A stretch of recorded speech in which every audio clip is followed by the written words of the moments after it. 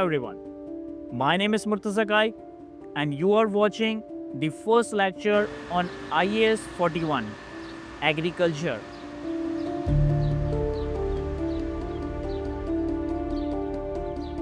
A standard that deals with plants, animals and everything in between.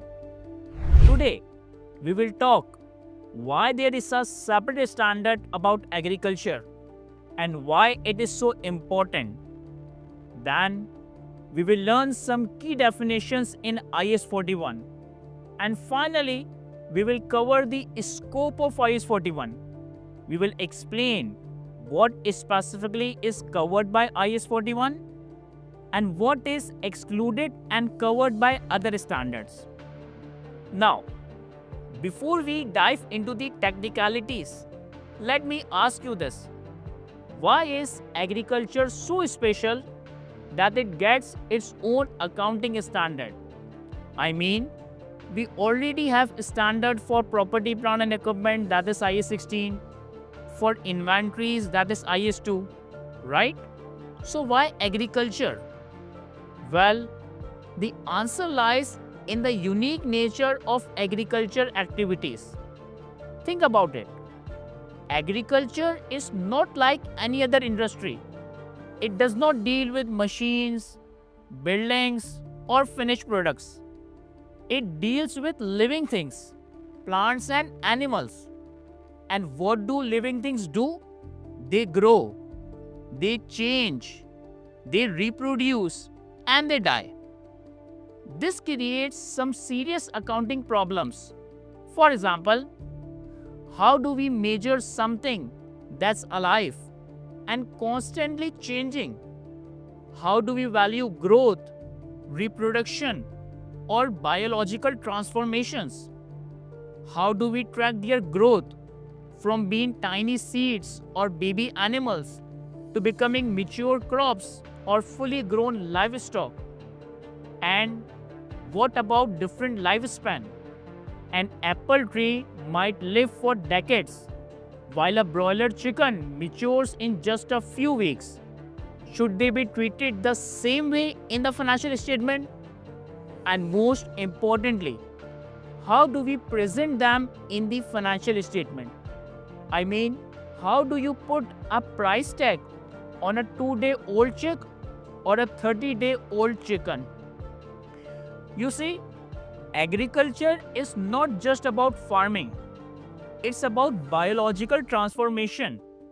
Animals grow and multiply. Plants ripen and trees bear fruits. Now, before we tackle these challenges, let's take a moment to understand why agriculture matters globally. In many developed countries, agriculture is not the backbone of the economy, but it plays a big role, and they are some of the largest producer of agriculture goods. For example, USA, the United States of America, is a global leader in producing corn, beef, and chicken, feeding not just its own population, but exporting to countries worldwide. Similarly, Australia is famous for its wheat, beef, and wool exports, contributing significantly to global food security. Also, New Zealand is known for its dairy product and lamb exports, with agriculture products accounting for a major share of its export. And when we shift our focus to developing countries, agriculture often forms the foundation of their economies. Take India and China for example. These countries are agriculture powerhouses.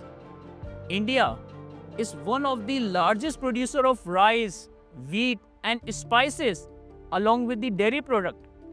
Even it is known as the spice capital of the world and export tea, sugar, fruits in huge quantities.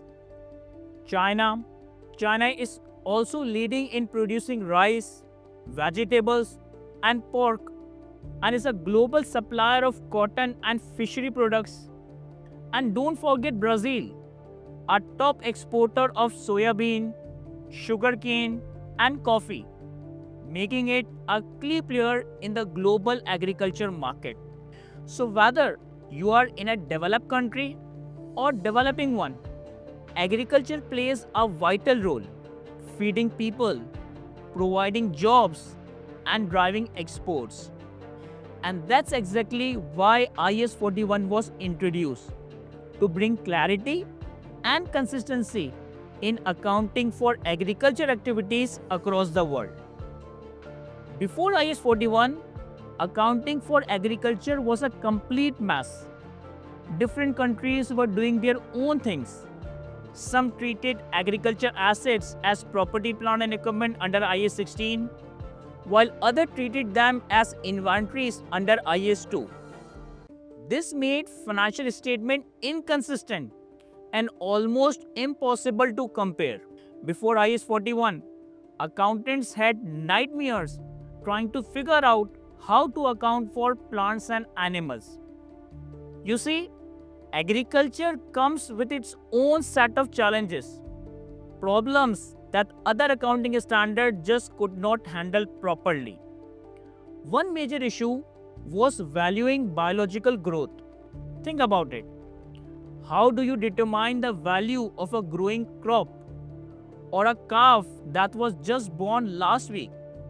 It's not as simple as adding up the cost like you do for a machine or a building. Another challenge was dealing with biological transformation. Plants and animals grow, reproduce, and sometimes even die.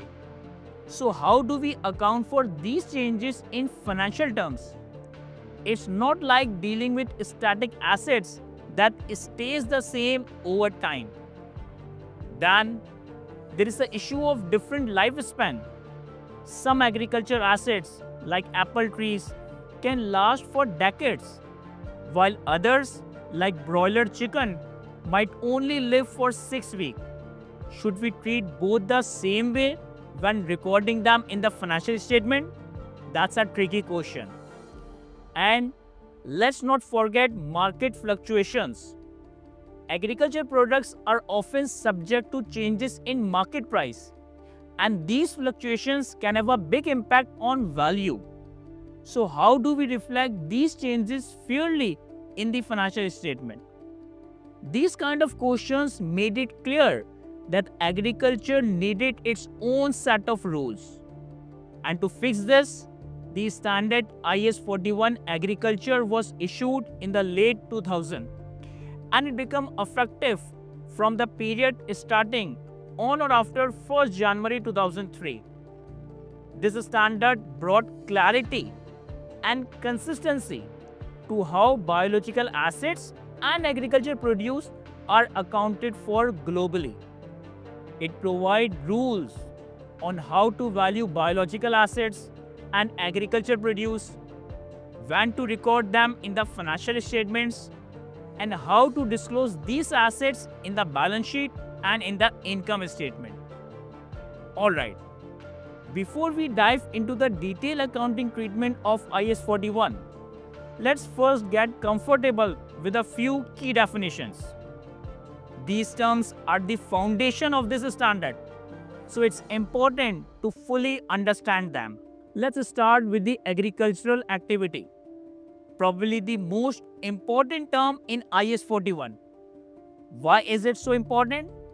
Because IAS 41 applies only to agricultural activity. That means if you own animals for other purposes, like having a guard dogs to protect your property, they are not considered agriculture asset. Instead, they are treated as property, plant and equipment under IAS 16 and not under IAS 41. So what exactly is agriculture activity? IAS 41 defines it as the management by an enterprise of the biological transformation of biological asset for sale into agriculture produce or into additional biological assets. Now, let's break this down step by step to make it easier to understand. First, let's focus on the word biological. This is what makes agriculture so unique.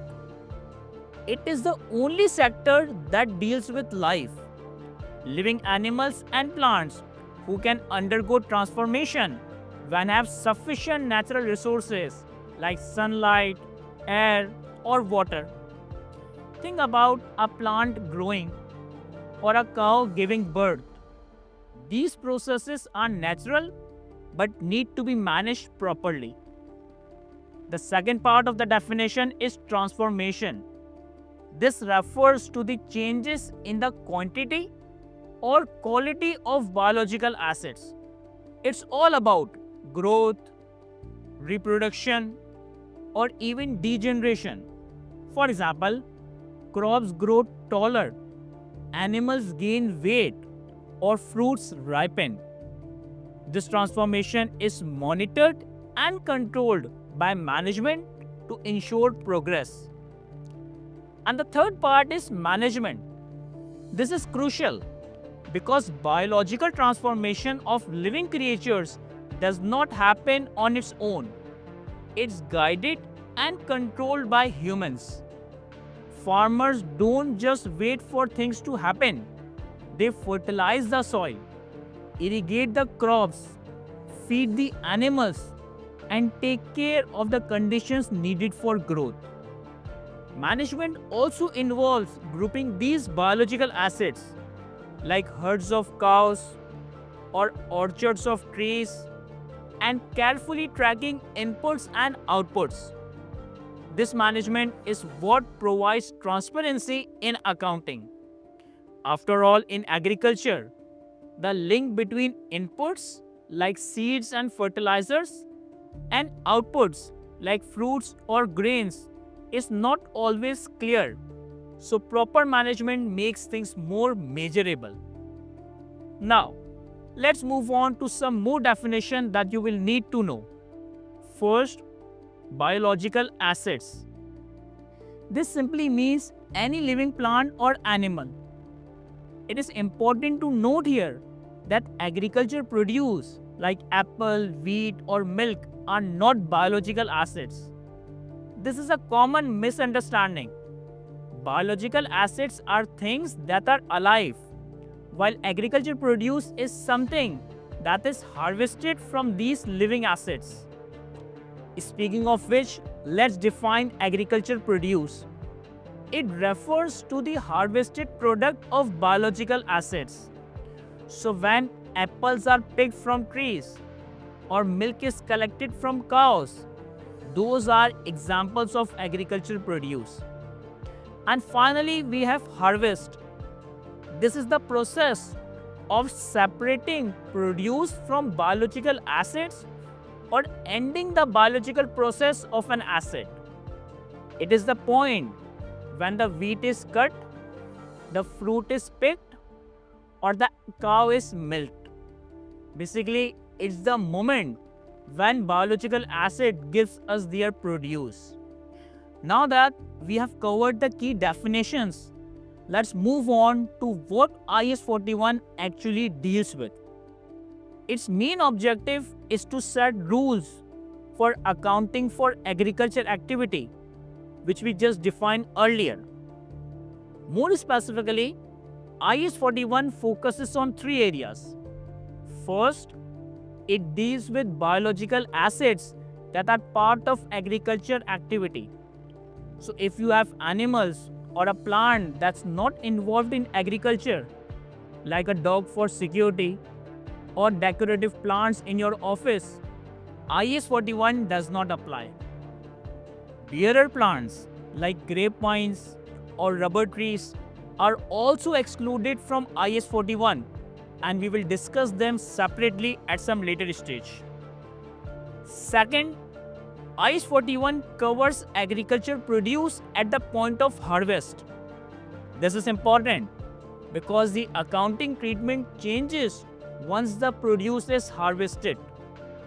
And third, IAS 41 covers government grants that are related to agriculture activities.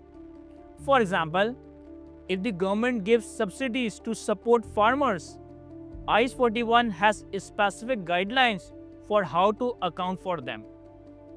Now, what does IS 41 not cover?